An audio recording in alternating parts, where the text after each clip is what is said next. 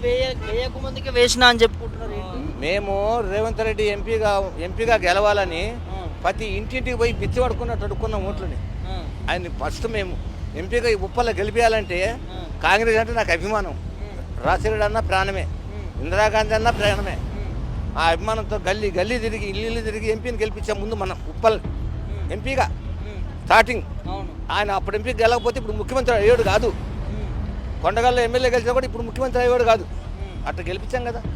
గెలిపించినందుకు అసలు కేసీఆర్ పింఛన్ 4,000 చేస్తాను మీకు. ఇప్పుడు 4,000 ఉంది మోగాళ్ళకి కుంటోళ్ళకి, మామూలు వాళ్ళకి 2,000 ఉంది. కేసీఆర్ అసలు పింఛన్ పెంచుతాను అనలా. రేవంత్ రెడ్డి ఏమన్నాడు గెలవక ముందు ముఖ్యమంత్రి, నేను గెలిస్తే 6,000 చేస్తా ఏది కుంటోలు గుడ్డోళ్ళకి, వీళ్ళకైతే 4,000 చేస్తా చెప్పిండు కదా. నువ్వు ఏడు చేసి నువ్వు చెప్పి నువ్వు చేసినావు ఎంతవరకు ఏమన్నా చెయ్యాలి కదా.